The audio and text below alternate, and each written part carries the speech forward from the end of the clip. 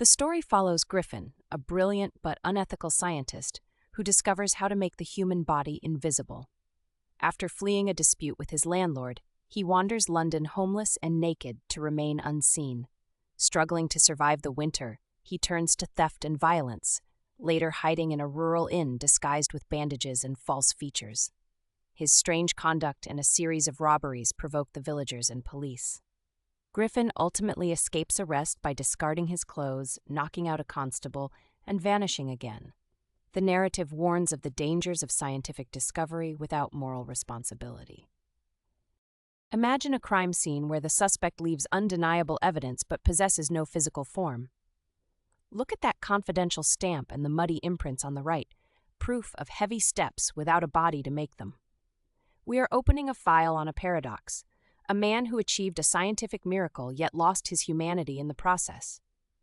This cover sheet sets the stage for a mystery where science blurs the line with the impossible. As we unseal this case, ask yourself if knowledge always leads to progress, or if it can lead us down a darker, muddy path. Usually, when you see footprints, you expect to look up and see the person making them. Direct your eyes to the magnifying glass, focusing on that single, muddy print appearing out of thin air on the London steps. This visual anomaly captures the boy's absolute confusion. The evidence is solid and fresh, but the cause is completely absent. Observation is the first step of scientific inquiry, and here, the observation defies everything we know about physics and reality. It invites us to theorize, what kind of power could strip a man of his image but leave his weight behind? Genius and madness often live next door to each other, but here they share the same brain. Notice the split down the middle of the silhouette, orderly beakers and optics on the left, chaotic smoke and anarchy on the right. This profile illustrates the central conflict. The clean precision of his optics research clashes violently with the messy, lawless destruction he causes in the streets. It forces us to question whether high intelligence automatically equals good character, or if they are totally separate traits. We must investigate how a man capable of such discipline in the lab becomes so reckless in life. A desperate man on the run doesn't usually stop to rob a costume shop, but Griffin is no usual fugitive. Trace the dotted path across the map, moving from the burning house to the department store and finally to the theatrical shop in Drury Lane. You can see the escalation here. What starts as revenge against a landlord spirals into theft and assault just to survive the cold. Griffin treats invisibility not as a superpower, but as a tool to enable his worst impulses. Mapping plot points like this helps you visualize how one bad decision creates a domino effect of inevitable crime. We often think moving to the countryside will solve our stress, but we usually pack our problems in our suitcases. Compare the crowded, smoggy chaos of London on the left with the snowy, isolated stillness of the Iping Inn on the right. Griffin trades urban anonymity for rural exposure, hoping the snow will hide him, though his arrival actually makes him stand out more. The arrow indicates a physical journey, but the images suggest he is bringing his internal chaos into a peaceful place.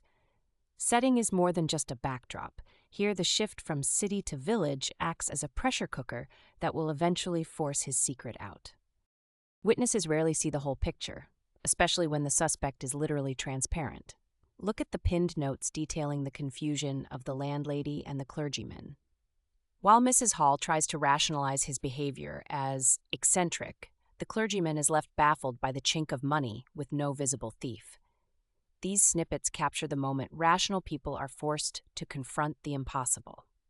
Analyzing multiple perspectives helps us understand how fear builds in a community when logic fails to explain what is happening.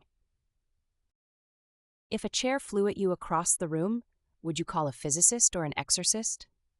Notice the contrast between the superstitious symbols on the left and the physics equations on the right surrounding the flying furniture. The villagers jump to witchcraft to explain the haunted furniture, while we know it's just Newton's laws applied by an unseen hand.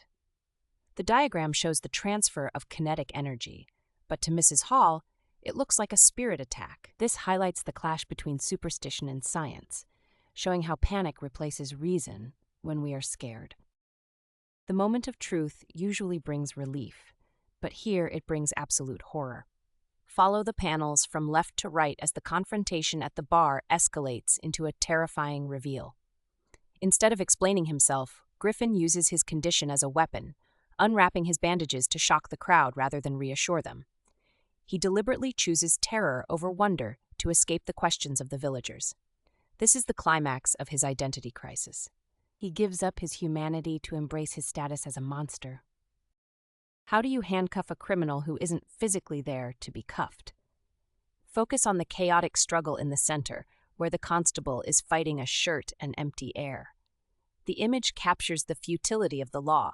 Traditional authority represented by the uniform collapses against a threat that breaks the rules of physics. Jaffer's resolve to do his duty is admirable, but he is literally grasping at shadows. It demonstrates that laws are designed for visible people, and society struggles when someone can operate completely unseen. Writers are like architects. They use specific words as bricks to build the atmosphere. Look at the red circles highlighting the clash between brilliant scientist and lawless person, alongside the sensory details of the bitterly cold air.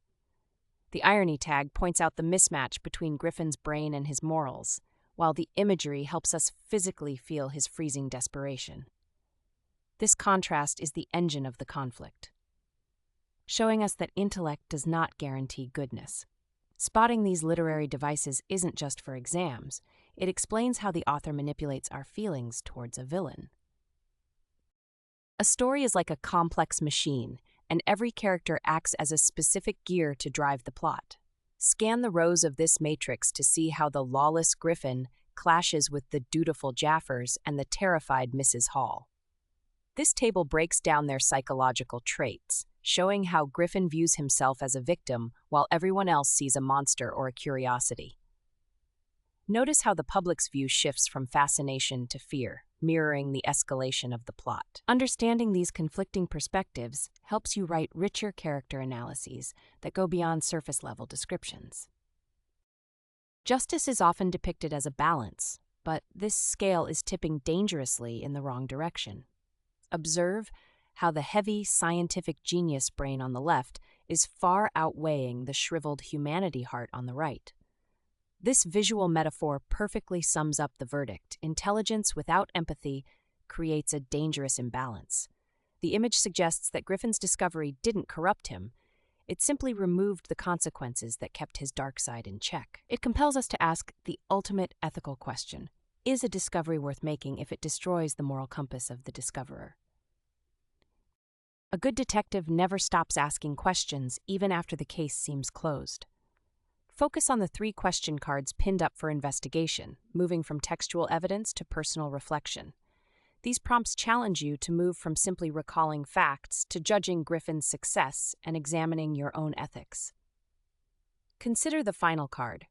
Would invisibility make you a hero, or would the lack of consequences tempt you toward darkness? Engaging with these what-if scenarios trains your critical thinking, moving you from a passive reader to an active analyst.